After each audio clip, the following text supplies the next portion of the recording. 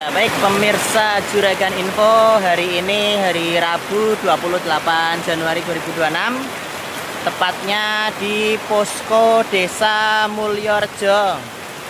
Ini di Posko Desa Mulyorejo, Kecamatan Tirto, Kabupaten Pekalongan, sekitar pukul jam 4 sore ya, ini ya. 4 sore terpantau hujan lebat ya, hujan cukup lebat ini.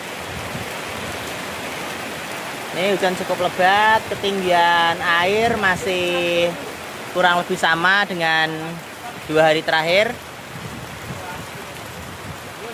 Seperti ini pemirsa.